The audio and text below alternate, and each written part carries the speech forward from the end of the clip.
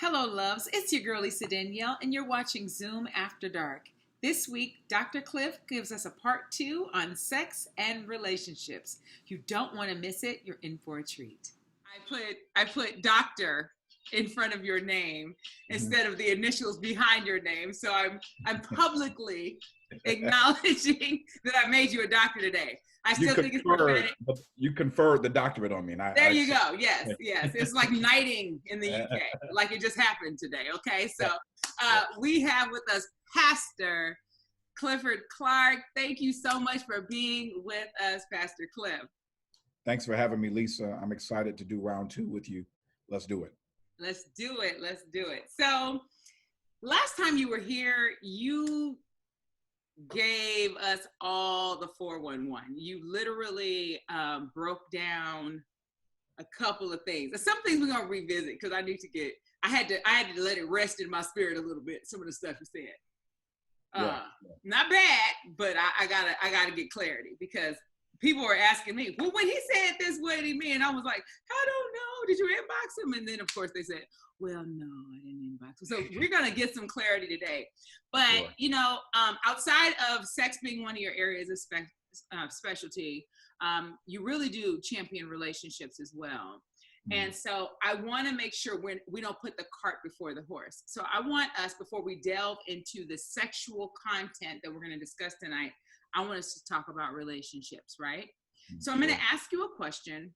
It's going to be a generic question, and then I'll follow up with 2 questions so that you can know how we want to structure it, okay? So the first question, the overall question is, how do we love each other well?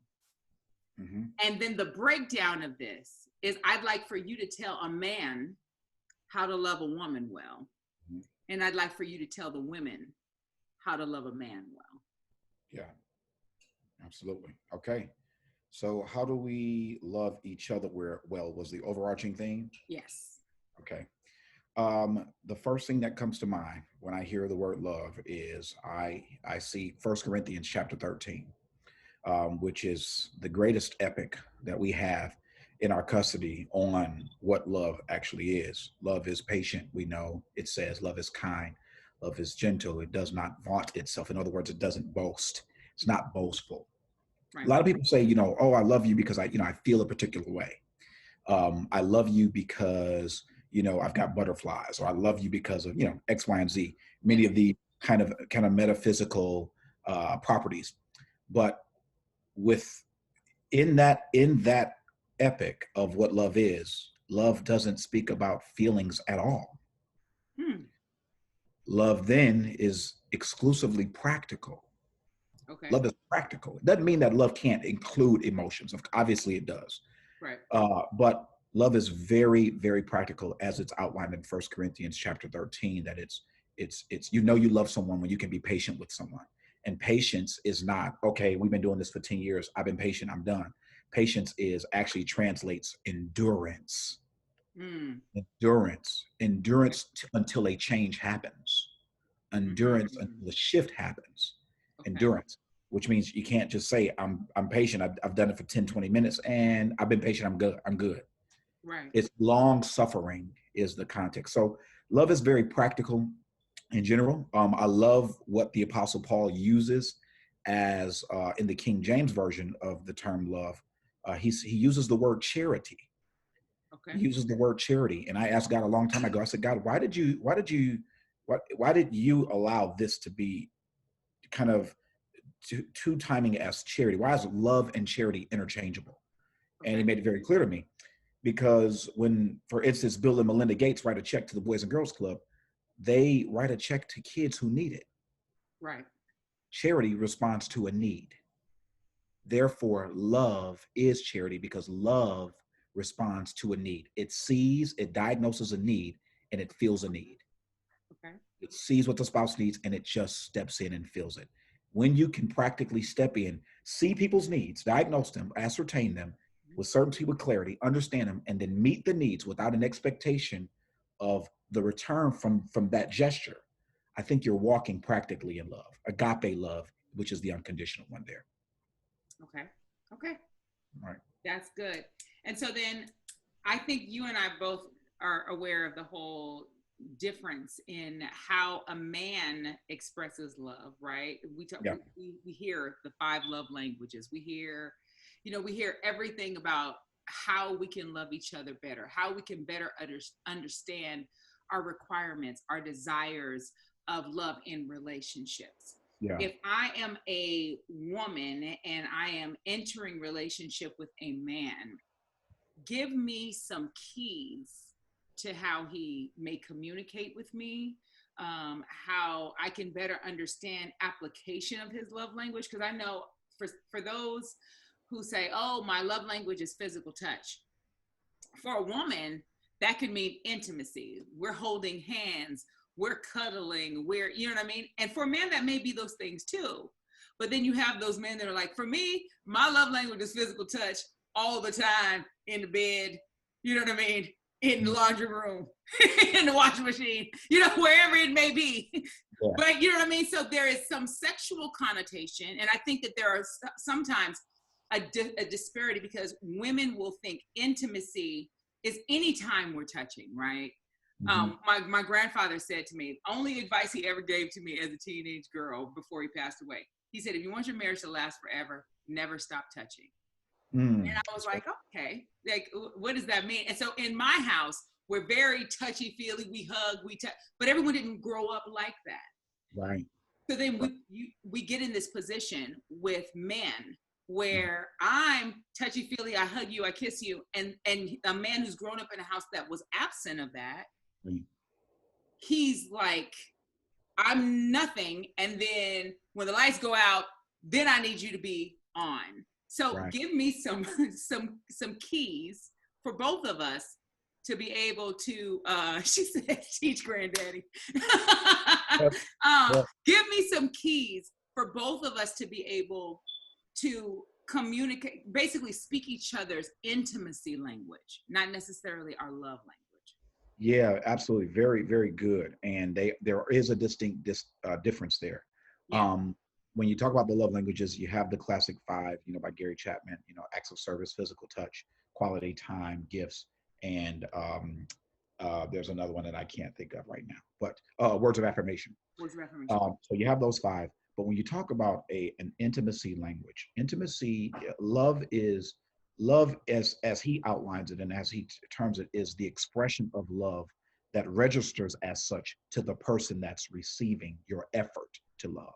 So for instance, if your love language is, physical touch, then the idea there is that you receive love, you register love when I touch you. It's not I impose what my love language is on you. I love giving people gifts, so I give you a gift. That currency may not spend in your country. Right. So so what I have to do is I have to understand what yours is, and then I speak that language. That's love language. But when you talk about intimacy is something that's beyond the epidermis of practical application love. Intimacy is where vulnerability takes place. Intimacy is where susceptibility takes place.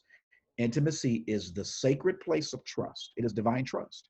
It is where a person is open and vulnerable to the initiative of another who is interested. So now, when you look at what an intimacy language might be, I think it starts, in my opinion, with communication. Okay. I think it starts with communication. The reason why I believe it starts with communication is because some people don't know how to even allow people to let them into the intimate places. Some people, you may want somebody to come in, but you don't know how to actually let them in. Right. And so I think it's important and wise. I think it's incumbent on anybody who seeks to have an intimate relationship in any regard to interview, what we call in psychology forensic interviewing, asking the minutia of details, asking the nuances, the crevices. Hey, tell me about your mother, your father, your background. Try to put the puzzle of their lives together to understand them. And I think through the qualitative, the journey of that, perhaps even sometimes tedious effort of that, you can begin to understand what is a person's intimacy language, because you're doing so from a place of competency, intelligence. There's nothing worse. There's nothing worse. And I think everybody on this call can attest for it, and those who will watch the video later on, that there's nothing worse from a person than a person who tries to scratch your back in an area that it's not itching in. There's nothing more aggravating. Someone who is certain that they're doing it the way that you want it to be done, Right. but they won't listen to you tell you how they want you to do it. Yes. Oh my goodness. There's nothing, it's the height of pride. It's them saying, I know enough about you, I'm gonna do it this way. And you're saying, no, no, no, no, no, that's not the way I need you to do it. I need you to do it this way. And they say, I'm gonna do it this way. They're usurping your authority in your own life over your own emotions. And at that point, they're missing the opportunity of being emotionally intelligent about you. Humble yourself, talk to the person, communicate, ask questions, get to know their background, their story, and let that narrative inform your thinking, inform your opinion about what they need to access intimacy with them. It's customized on a case-by-case basis. Right. Okay. So it's entirely possible for us to kind of miss the mark when it comes to intimacy if we're not asking the right questions on the onset, because the entire time we can be thinking that we're doing it correctly and be completely sending the wrong message, trying to fulfill the wrong need, right? Which goes back to that question, how do we love each other well? And you're saying that love fulfills a need. Yeah. Can we dive into a little different realm? Because I love that you said that, but I want to give clarity, because a lot of times people are in love because of need. Right? I need you. Yeah. So I love you. Yeah.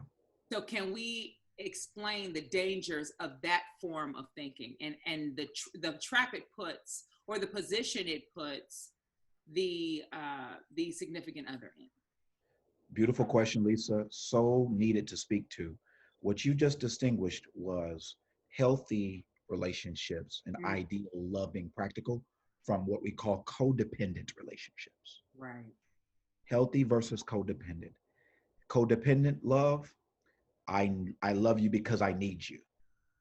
So I'm going to do these things with an ulterior motive of actually having you around for self-serving interests.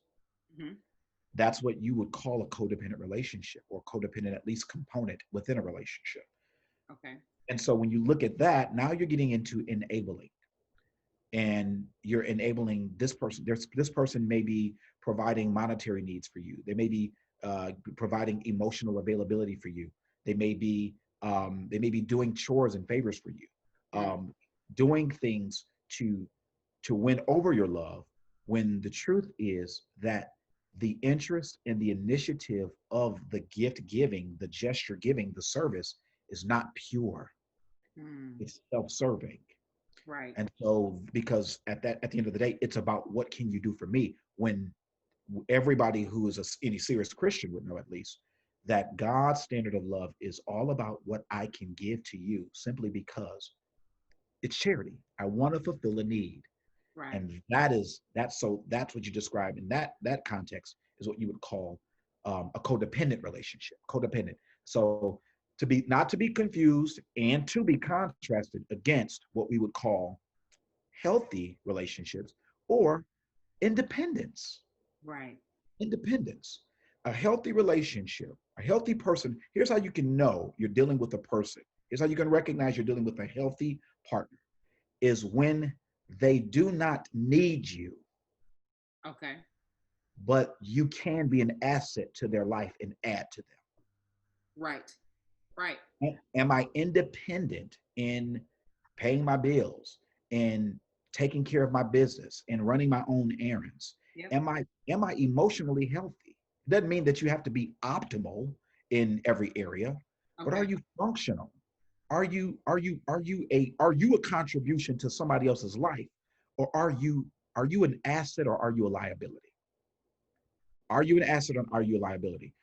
if I were to be with you, I need to add something to your life because of the infrastructure, because of the arrangement, because of the preparedness, because of what I've done to proposition myself as someone that can appreciate value in your life. Right. A healthy person. The ideal situation is that you have two people like that who are independently satisfied, secure, who are healthy and functional, who make an intelligent, rational, reasonable choice, an educated decision Right. to join together in holy matrimony, if we're talking about marriage, or in a dating context, just to intentionally spend time together. And let's see if we are both benefited from this. But when you have anything opposite of that, then you're flirting with dangerous waters, because you could be looking at some codependency. Right. Okay. And we just won't even dive into codependency because that could be an episode all by itself. Yeah, we'll be here all night, Lisa. Right. Because we see a lot of codependent memes, and Yeah. I'll leave Oh, it there. goodness. A Yes. lot of the memes we see about relationships, if a man really loves you, heal. If a woman really loves you, shield. And it's just riddled in codependency. No question. And no accountability for you being self-aware enough to know what your own deficiencies are. Absolutely. Right. And I think that that's hard because I think a lot of times people go into relationships and because they have no self-awareness, they feel like they're making a contribution to the relationship that they are not making. Does that make sense? Like you walk in, it's like, well, I mean, I'm here and I'm giving, but you don't know that you're giving from a broken place. Like you can't give what you don't have, right? You're right. That's right, Lisa. Yeah, I think one of the things I wanted to ask you, knowing what you do, knowing how you interact, the people that you counsel, what would you say is the biggest misconception that you've seen in relationships to date? The absolute biggest misconception? In relationships or marriage? Let's do marriage first. Okay. The biggest misconception that I have seen in my years of practice and working with couples has invariably been this, Lisa. By the time people make it to my couch to get counseling, most people do not have an idea of what they committed to. They don't understand what marriage is. They are married and have no understanding of what it actually is. So now they're in a situation where they had unrealistic or improper expectations of what a marriage entails. Right. And when they get on the other side of I do, and they see that they had these expectations that are not realistic or not practical to the scenario of marriage, then they play victim. They cry victim. This is not what I signed up for. He or she changed on me. I deserve to be happy, which you're absolutely right. You do deserve to be happy. Okay. But the Apostle Paul talks about if a man or a woman is an unbeliever, or if they're in principle not in a healthy place, and that believing Christian, if that other person wants to stay with you, if the scripture says that they're pleased to dwell with you, let the believing Christian not depart. Because this is heavy stuff. Because what do you know, oh man, whether or not you're able to save your wife? What do you know, oh woman, and whether or not you're able to evolve your husband's faith because of your faith, because you stayed? So now marriage becomes less about happiness and more about ministry.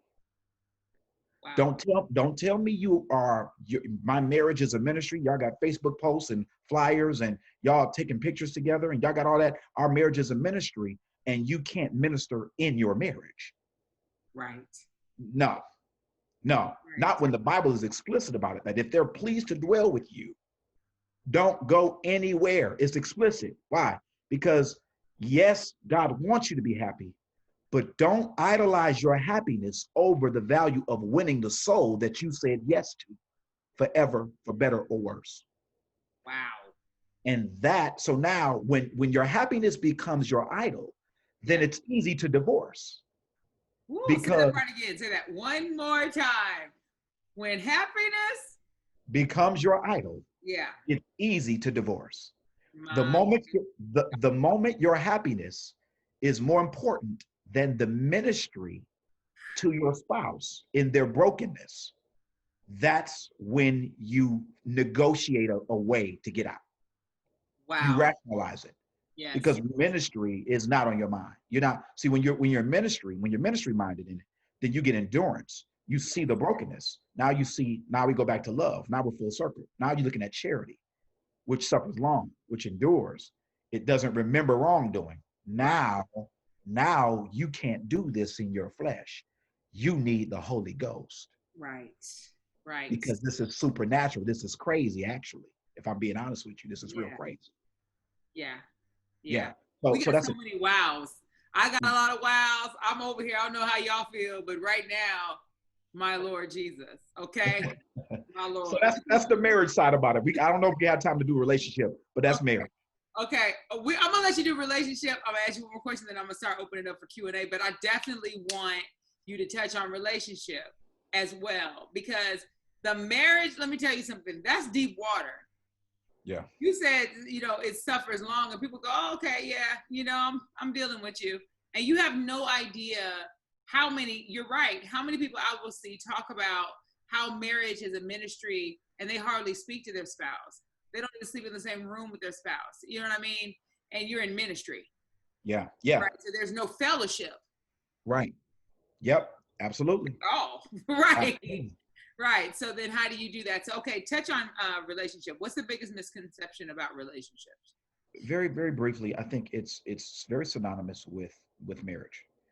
People come into relationships expecting the what's at the tenor of people's expectations is what, and this is not all, this is general, just in my experience, there's a Right. lot of nuance to this. Excuse me. What can you do for me? Hmm. What can you do for me? What can you do for me? Versus what can I do with you? What can I do with you? What can we do together? Right. If we look at it from what can this person do for me, that mentality, if you're screening people with that mentality, in my Yes. opinion, you've already got one foot in the grave because you're coming in with at least a selfish subconscious presupposition, a predisposition. You're coming in with that. Okay. So now if you're looking at it through that lens, then if they don't meet the criteria of what you feel like you need as a consumer instead of Right. a contributor, Right. then you're going to discard them very easily. This person doesn't fit the bill. But I think relationships should be intentional. Right. They should be purposeful. And you need to go in approaching romantic relationships I think this is one of the biggest mistakes singles make. Just because you meet somebody that's attractive, that you have some level of chemistry with, does not mean that that person is the one that you're going to say yes to the dress to. It doesn't mean that. I think singles need to do a better job of being able to be attracted, being able to see compatibility, and then at the forefront of all of that sensual stimuli, put God in the front of it. Lord, what do you want this relationship to look like? What do you want it to be? Is this a romantic partner? Is this a business partner? Is this somebody that's going to be a gatekeeper for me? Is this somebody that I'm going to make referrals to? Is this an intercessor? Is this somebody what is this? Because we can come into each other's lives for any reason. Right. God, what is the agency of this relationship? Asking that question first while being attracted, while, having Right. great. Because I'm going to ask the question because attraction is a sticky thing. Now, this is Yeah. the thing. Attraction is a sticky thing because they will be with a man, and if he is tall, dark, and handsome, they will be in love, and that is the purpose of God for their life. And that same man will blow your back out, and Yes. ruin your credit. You understand Yes, me? Like simultaneously. that's all he brought. Concurrently. Right. That's all he brought to the table. And he Yeah. thanked the Lord because he was fine. So Yeah. I've also heard, and I want to know what your take on is on this, because you've seen a lot of couples, right? Yeah. I've seen couples where you would look at them and go, how did they get together? And they're blissfully happy. And she say, or he even say, initially attraction wasn't the first thing, but as my purpose made itself evident, it was impossible for me to ignore the fact that this person best matched my purpose, and that Yeah. changed my eyes for them. Absolutely. How important is wanting the, when he walks in the room, the thunderclap, you know what I mean? Like how important is that? Yeah. Lisa, you took the words right out of my mouth. I was headed in that direction when we were talking about the relationship, and that is purpose. Purpose is everything for the Christian believer. Now, those of you who are not Christian, this is still a prescription that I write for you, but it is not one that I expect you to necessarily adopt. For the Christian, I think it's just wisdom. I think it's just wisdom. And not only that, but it's explicitly explained in the Word of God. Scripture is replete on the emphasis of being purpose driven and being in the will of God. Number one, if we all are here for a purpose, and everybody asks the question, why are we here? What are we doing here? Everybody wants to know that question. God, what's my assignment here? And when you discover that purpose, when you answer that question and you begin to discover purpose, what you begin to do is you begin to explore fulfillment. You begin to experience fulfillment. Fulfillment is addictive because when you are in fulfillment, now you don't have need for anything else. So I know that my purpose is associated with two things, with counseling couples and with preaching and teaching. Therefore, I'm not trying to be an auto mechanic. I am not trying to, break up pavement and concrete. I'm capable, but that's not my emphasis. That's not my niche. I'm not trying to do these ancillary distracting things. I'm focused on this. And what does that have to do with relationships? Everything. Because when you become purpose driven in relationships, then you can evaluate, you can assess what's the purpose of this? Yes, you're attractive, but do I have enough self-control to assess whether or not this is compatible for something romantic, or do you fit a different phase or area in my life? And so part of maturing is to be able to tame the flesh and to designate people, to classify them based on what you know about yourself. So Lisa, quite frankly, a lot of this requires at first self-analysis and self-awareness. You can't choose a partner with any level of competency until you at first understand yourself preemptively. You've got to understand you. How can I say what's compatible for me and my purpose when I have limited insight on who I am, even as an identity? So I think that's your first step. But when it comes to purpose, there is fulfillment. I'm fulfilled in the work that I do, preaching, teaching, counseling. I'm fulfilled in it. It wakes me up every day. It satisfies something that money can't buy. And when you have that in relationship, then yes, the beauty will not be as important. The aesthetics will not be as important. Not even the finances will be as important. Finances are important, hear me very clearly. Beauty is important, hear me very clearly. All right? All of that stuff is important. Beauty, finances, you got to like what you're looking at, and all the rest. So essentially, if he's not fine, still go on a date with him. Yeah, I would. I don't. Why not? Husband, you don't even know. Yeah. It could be. It could be. As long as you have a capacity for it, because he may scratch an itch with you that the brother who is 6'6" with six figures in a six pack couldn't do. Right. And then now you look up and you're fulfilled, and you're like, wait a minute, why is he starting to look good? Right. Right. Yeah, this dude was a frog. Now I'm ready to kiss a frog. Right. What's going on? Yeah. Because maybe you're experiencing some fulfillment that aesthetics can't supply. So I had a conversation with some girlfriends the other day, and I said something, and I want to get your opinion on it. I feel like a good deal of my girlfriends who are single, I was telling them, I said, you know what? I think the biggest problem is that we don't date for ourselves. We date for our friends. Mm, We date the guy who our friends are gonna be like, "Ooh, girl, he's fine," or "Ooh, girl, he got a nice car. He got," we care about that chiming in that the friends do. yeah. Child, well, he got one eye, but I'm sure he does. He treats you good. And Right. I thought about that because my question is, do we then cheat ourselves when we're so concerned about the feedback of other people that we're not paying attention to what we actually need, what our friends may be looking at? Number one, our friends may be shallow, number Right. one, Yeah. right? So then we get a man who fits the checklist that they would want, Yeah. right? Yeah. And he's not checking any of the boxes for what we need professionally or morally or financially or emotionally or spiritually. So is that a thing? Do you think that a lot of times we mentally are dating with other people in mind instead of being present in the relationship we're Absolutely, Lisa. Absolutely. Tonight you are asking all the right questions. in? Well, Congratulations. thank you. Okay. Yes, absolutely. That Yeah. definitely happens. And I think it's for a number of different reasons. Um, Okay. uh, Number one, we are products of our environments. Mm-hmm. And there's none of us that at some point or another doesn't consider what our friends say and how their standards may impact our standards, if Okay.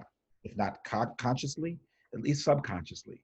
Okay. And if it is subconscious, you need to wake yourself up. You got to be aware that you are who you hang around, and that those belief systems Mm, are because of your experience with them, because of the time put in. It's, if not overtly, it's covertly, slowly but surely baking into you. mhm.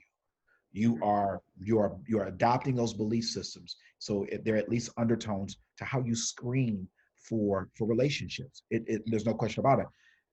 All of us want the person that we choose, our spouse, our significant other, to be accepted by the people that we incorporate them into our circles. We Mm, want them to be accepted. So at least there is a subconscious screening normally, of course, that how would this person fit in? How would this person look? Could I take this person to a soiree or to an event and act? Do they look good on my arm? And is that mhm. complimentary? And are they well versed? And da da da da. Are they charismatic? Is she bad enough? These things go through the head. And I think if a person is not intentional and aware and honest about acknowledging that that's true, then subconsciously, most certainly, Lisa, they can begin to screen and filter out selections, options through that screen, through that lens, Mm, and not even know it. The biggest crime of it is that many times they don't even know it.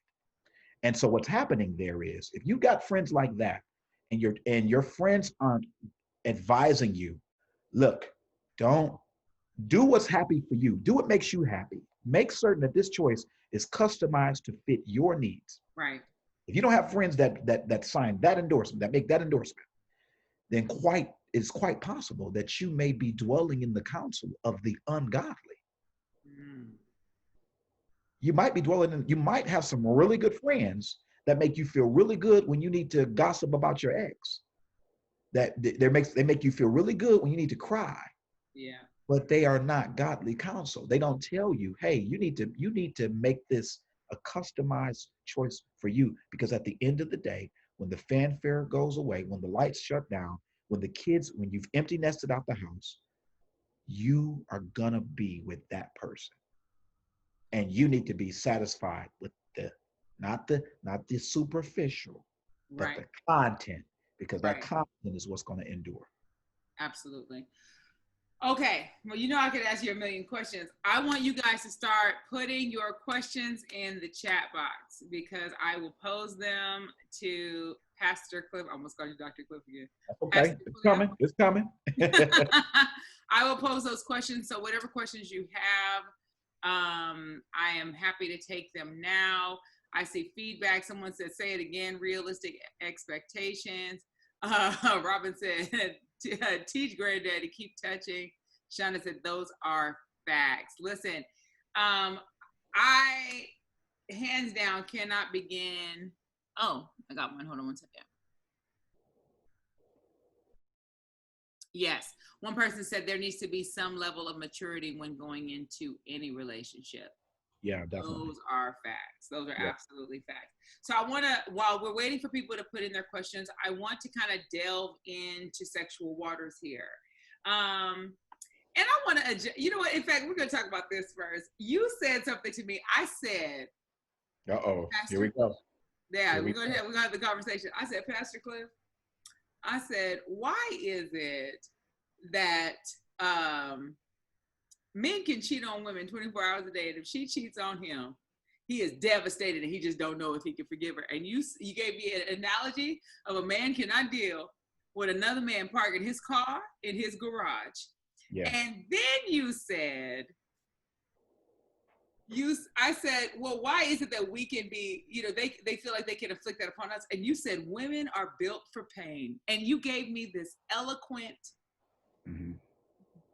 just discussion, right? This dissertation on all of the wonderful things that women can do with their bodies. And they are able to hold on to pain and nurture a baby and bring forth. And when I tell you, you were preaching. However, I need to get clarity for those who will listen. And I want to ask, because we know, we as in men know that our women are built for pain. Yeah. Does that then give us authority or license to inflict it because you know that we can pull through it? Yeah, good question, Lisa. And I thought it would be a little harder. This was going to be a piece of cake. I'm not done. Go ahead. That's okay. That's okay. Let me clarify something. Number one, I think the emphasis should not be women are built for pain. Okay. I don't believe I said those words, but in fact, I'm certain I didn't say those words, but I understand that the overtone of what I was saying may have been interpreted that way. Yeah. I was simply taking my hat off to the capacity of the woman, that she can endure. She is capable. She has an elasticity to her that men simply don't have in a lot of different areas. And so because there's more capacity, I think it brings to this table more understanding about the dynamics of how it is possible that women can be cheated on and then they come back. Yeah. I think how do they pull that off? How do women do that? What is happening? I think there's a capacity, there's an ability to do it. Absolutely. So that's first things first. Now, license, authority to execute pain because you understand that a woman can. I think it's clear to admit that it is fair to admit, and it should be clear that is abusive, and it should not be endorsed. To see that a person has a lot of money and to say, oh, because you have a lot of money, I can continue to ask for it and I can continue to go because it ain't going to break you. And I can continue to do that. Number one, you are counting another person's money, which you shouldn't do because you can be presumptuous. You don't know what they have their money tied up into. Right. Number two, you are taking advantage and you're being very selfish of someone who is prepared to be generous for you and to you, and who may even be prepared to be copiously generous to you. But if you are abusive in that, then obviously it's going to turn them off. So let's convert that back. That's the analogy. How does that apply to relationships, men and women? Perfectly, in my opinion.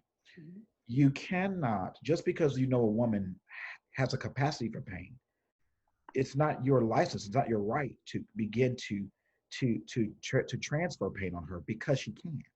Mm-hmm. Number one, again, you can't spend somebody's money. You can't spend her pain threshold. You don't know how much she can take. Now, maybe she can take a lot, but maybe she can't take what you think she can take. Okay. So you don't know that. People are in charge of their own capacities and their own thresholds. Yep. And so now you should anticipate humility. You should want to be humility and hope for grace in Right. times of injury. Take the posture of humility, and I think it's wise to hope for grace in those moments and allow the person to forgive you, because grace is for when people fail in effort to reach or a goal or a criteria. When there's failure, then grace is necessary. It's applicable. Right. But when it's not, then now you're looking at an abuse of grace. And I don't think that's right under any circumstances. Well, I'm glad that you made that clarification. Let me tell you why. It's the same reason that we have people that read half of a scripture and then build an entire theology based on half of a scripture, right? Context is so very important. And some people can hear, oh, okay, women are resilient, or what, like I heard someone say in the chat, I don't know if we have a high capacity for pain. I would say that we are resilient. When we encounter pain, we are able to bounce back, and they'll see that bounce back. But I think you hit the nail on the head. You don't know what your woman's bounce back is. And her Right. bounce back could be once, right? I'm done. Like the Lord said, I can go if you do this, and I'm out. Yeah. But you know what I mean? There may be another woman that can continue to go on. And unfortunately, this is something that we're not just seeing outside of the church, but we see lots of indiscretion in relationships in the church. Deb said, "My bounce back is to hit the door." So, so, so we are seeing what would seem to be worldly problems within the doors of the church, and obviously that's not ideal. It's not something we want to perpetuate. It's something we want to get rid of, right? That's why we have forums like this, so that we don't have that narrative going forward. And that's not an ongoing problem. But I wanted to be clear about that, just in case we had a random rogue man that listened and was like, well, she'll be all right if I take a little vacation on the Yeah. side. And absolutely, it is not an endorsement of infidelity. It is not an endorsement of anything other than equity, of respect, of value. It is never okay to cheat on a person. It's never okay to cheat. And if you look up and a person has forgiven you, you should be humiliated at the gesture of grace. You should be humbled completely. And I think women are able to do that. When I say capacity, I mean they are able to recover. I think Deb here is talking about resilience, Yeah. and I wouldn't disagree with that. I think the emphasis that I'm making is a little different.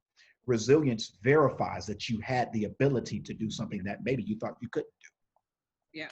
do. Resilience verifies the actual fact that there is a capacity. Very briefly, so I need to speak to this because the first component that you mentioned about guys are not able to, we talked about the double standard of Yes. guys being hypersexual with multiple partners, and how the woman is defamed, and she's her Right. name Scarlet letter. Right. scarlet letter. And I need to speak to that very quickly, in that I don't know how much I said this in the last session, but the emphasis, the best way I can describe it is, and I've used this analogy over and over again, I'll use it tonight, and that is, yes, it is a double standard. Yes. Yes, it is a double standard, but I believe it's an appropriate double standard. And here's why. Okay. Yep. Hold on. Yep. Yep. Okay, Here go we ahead. go. Here we go. Here we go. I'm Yeah. ready. Go ahead. Yep. Or I should say It's at least appropriate double standard. an understandable double standard is probably a better choice of words. And Okay. here's why I say that. It's the analogy that I use is kind of like it's two buildings. You've got a football stadium, and you've got a church. You got a football stadium and you got a church. Are both buildings, Lisa? Are both of these buildings? Yes. Yes, they are. They're buildings. Are both buildings meant to house people? Yes. Absolutely. Okay. What's the difference between a church and a football stadium? Hmm. Out. Well, it depends. One is celestial, right? One is where you Yeah. and Yeah. you party, right? That's exactly right. What Right. I'm saying is both are buildings, The men and purposes are women, but the purposes are different. yeah. Men are the proverbial football fields. We can for some reason, it is not taboo to do certain things at a football. Loud, scream, touchdown, grab a drink or whatever the case is. That stuff is for some reason not taboo in a football stadium, but in a church, it is. Hmm.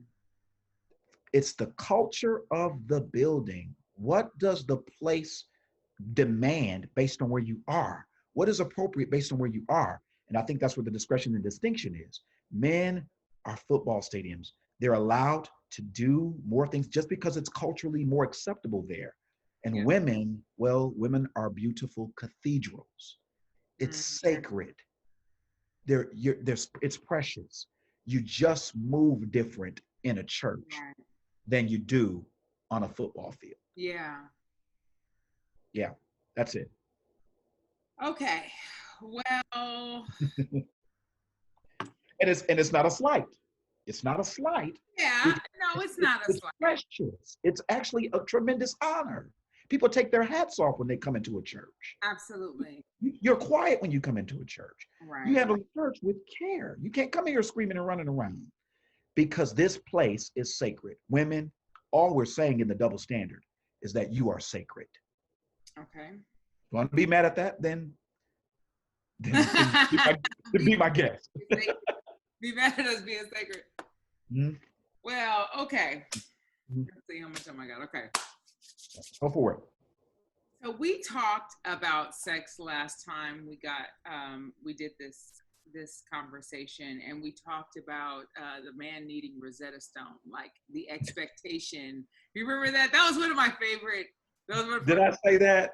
Give the man some Rosetta Stone. Let him learn your language. He does not readily know. And I think one of our people said, I ain't got time for all that. He need to figure it out. He needs Yeah. to know what he's doing when he get in there. Sure. So I wanted to kind of redirect to that question because you said, give that man some Rosetta Stone. And one of the things I wanted to touch on that we didn't get a chance to really talk about that night was, does it serve our relationships well not to express when we are not sexually fulfilled? Because you said a lot of times people will misunderstand the fact that a man came to climax, that was a good sexual experience for him. And that is not always the case, right? You just think because we finished, everything went okay.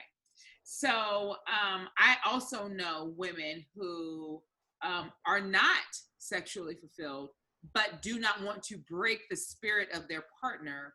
So they will just kind of deal with whatever it is he gives them instead of saying, there's some things that, are not working for me in the situation. Yeah. Does it serve our relationships well to not express that we're not being sexually fulfilled by our partner? Absolutely not. It is intimacy and emotional suicide to do that. It is. Sex is the most intimate or one of the most intimate expressions of our love, and it is essential. It is absolutely paramount. It is important in a marriage. When a couple is not having sex, when I get people to come in my office, one of the earlier questions I ask them is, when's the last time you guys had sex? How much Really? sex are you having? Okay. Ask them that early.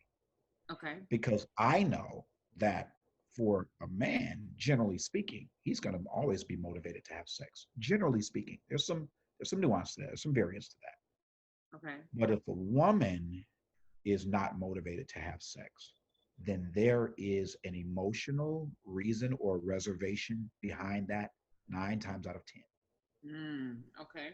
And so because of that if you mean to tell me that you're heterosexual and you're sleeping in the marital bed, Mm-hmm.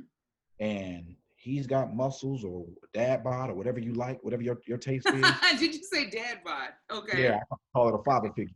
Yeah, he's got a he's He's got got a a dad 12 bod. pack. You Right. said you said what? He's got You a got a 12 12 pack. Yeah, yeah. That he's got the dad bod or the father figure, and Right. you got and you've got your curves, you got soft skin and all this, and you guys are in the same bed and nobody's flinching, Right. there's a problem internally and somebody's not talking about something. Somebody's not talking. So when it comes to sex, when that, because it's so instrumental and it's so fundamental to our needs, when two people who are married are not having sex regularly, then it's indicative of, like you mentioned, sometimes maybe the woman, she has a reserve about maybe a fragile ego. Mm. And one of the biggest problems in marriage and in the sexual dynamic in within marriage is women who don't have a voice sexually. Mm. Women who don't have the voice sexually. Okay.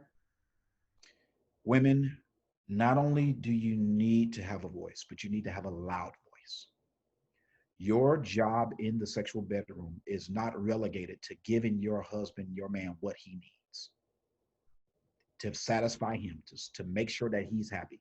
That is not your assignment. That is not your exclusive assignment. Let me be careful Right. with that. That is not your exclusive assignment.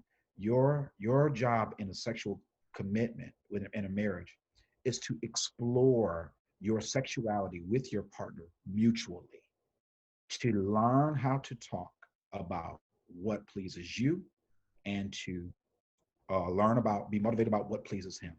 For it to be an open dialogue, for it to be an open dialogue. This is the ideal. This is the ideal. Now, I understand we have these men with these fragile egos. I'm going to speak to the men very clearly. Men, if you are not prepared to listen to your wife tell you that she's not sexually satisfied, then congratulations, you are not mature. You need Mm. to grow up. You need to put your ego and your pride aside and listen to that woman. Because here's what happens when a Okay. man doesn't listen to a woman sexually, she will shut down on him sexually. She will give him, she will give him only technical access to her, but Mm. she will be a dead, she'll be a starfish, is what they call her. Just laying there till, Land there, until you're done. land. Right. And until you're done, you get what you need and you get off me and we go to bed. And the problem with that is when men don't do the work of having the conversation to Yeah. explore, to understand your partner's body, to before you jump right into to intercourse, to take your time and savor the moment of foreplay. Savor it. Take your time. Landscape her body. Study it. Speak to it. Be verbal about it. Appreciate the different dimensions before you dive in. If you don't do that, then what's going to happen is you're going to get an abbreviated version of your wife sexually.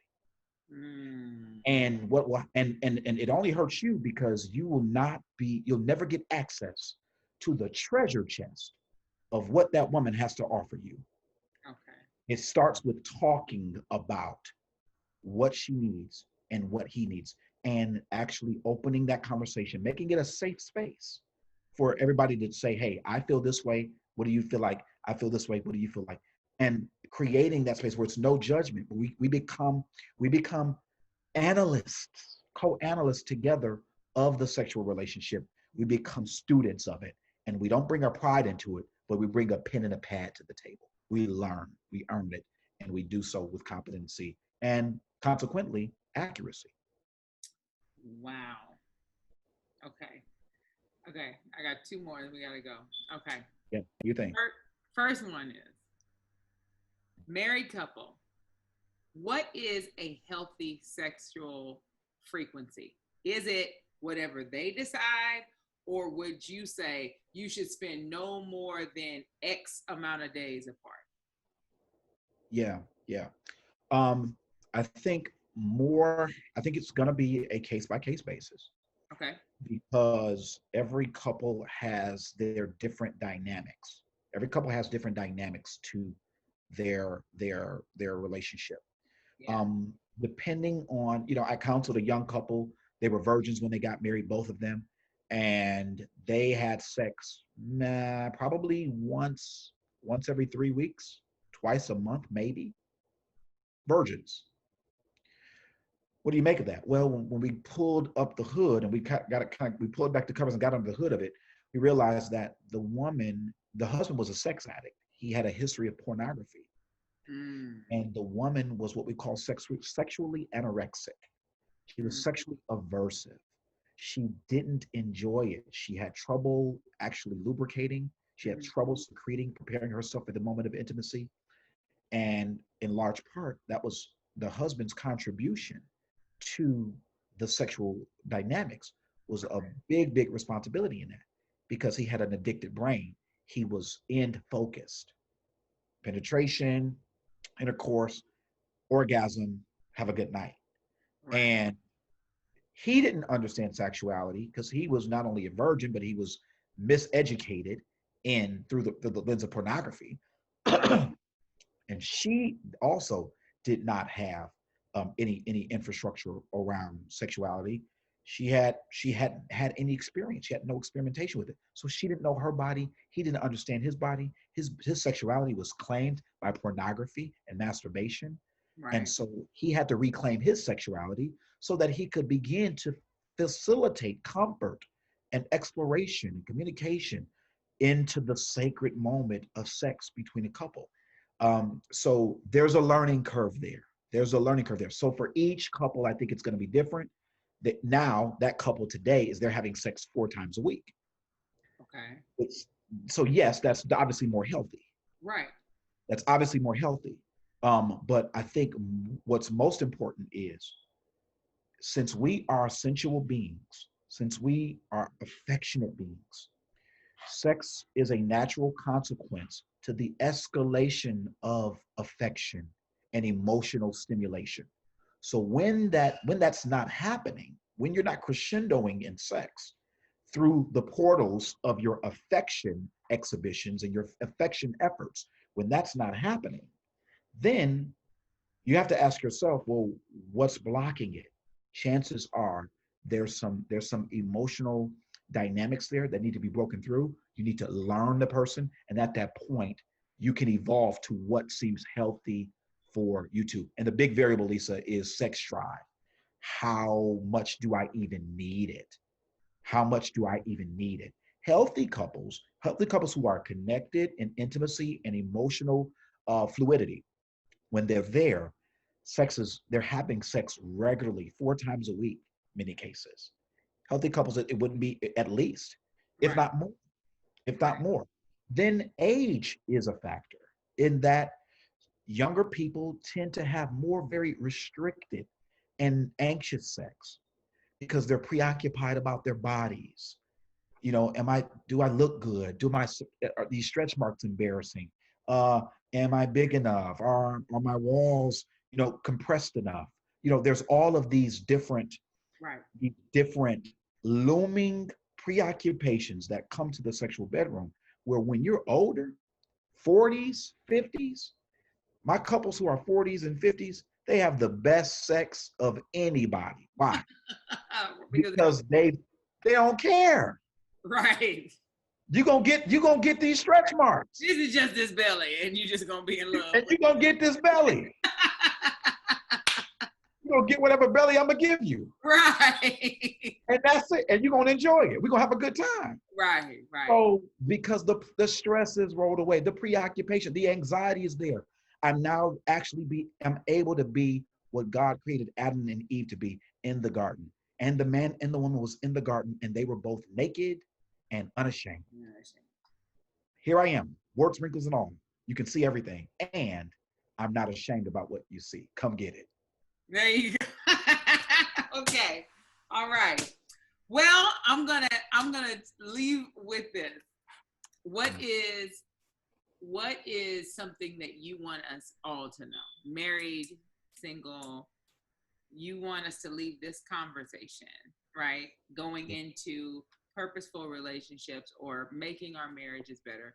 What is something that we absolutely have to have? What is the essential worker in a relationship? The essential worker. Absolutely. Good question, Lisa. To the single, it's clear and it's obvious. Be preoccupied with understanding yourself. Mm-hmm. Learn as much about yourself as you possibly can so that you inform healthy criteria when you Mm-hmm. go into a relationship.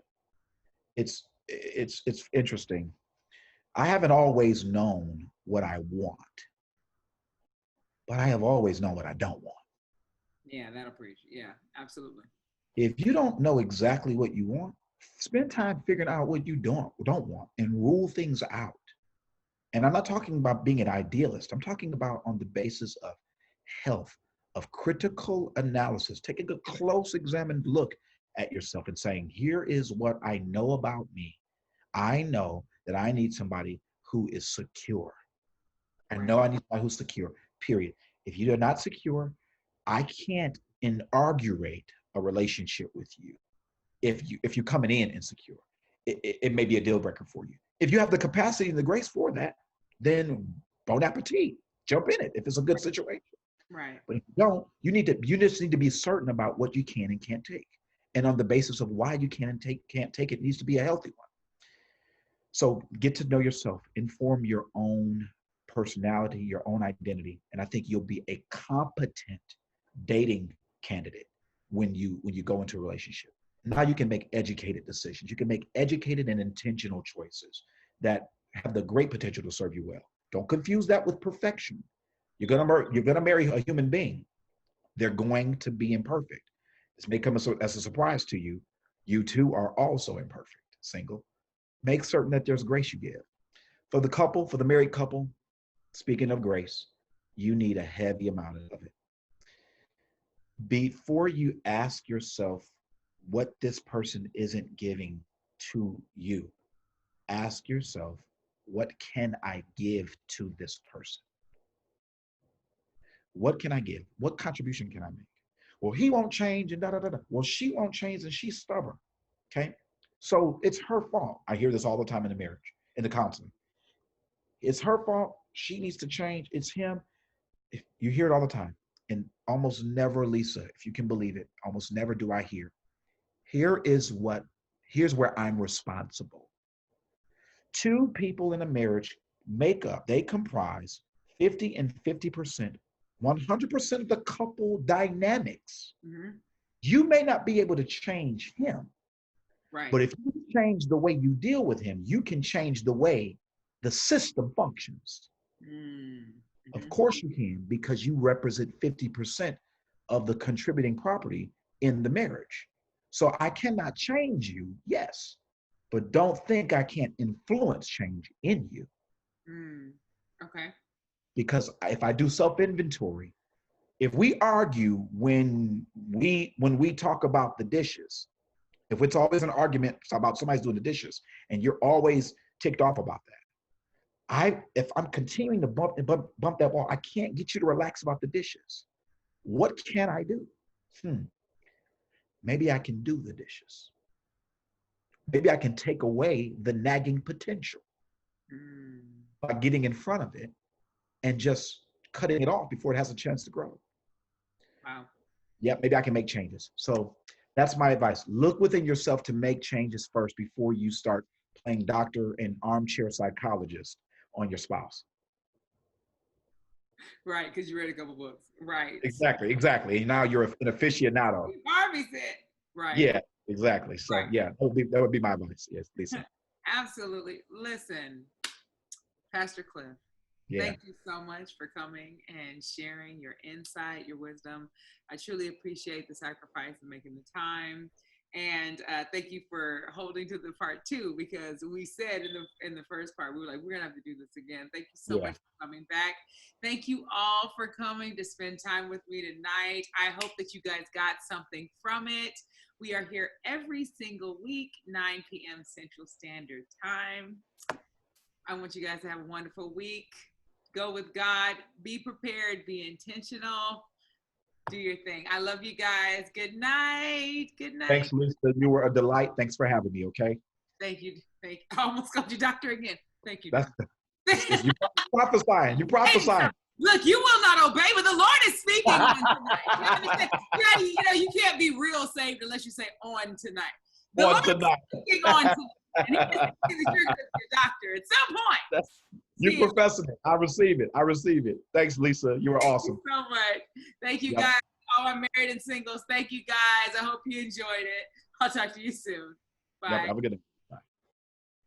Wasn't that an amazing conversation? Special thanks to Dr. Cliff. I keep calling him Doctor, Pastor Cliff, for coming through and sharing his wisdom with us. We're super excited, and I hope that you'll join us every week, 9 p.m. Central Standard Time, right here. DM me for the Zoom code at contact@lisadannielle.com, and we'll make sure that we get you access so that you're able to enjoy our worthy conversations. And remember, I believe in you. Now it's time for you to believe in yourself. Take care. I love you, and I hope that you have a wonderful evening.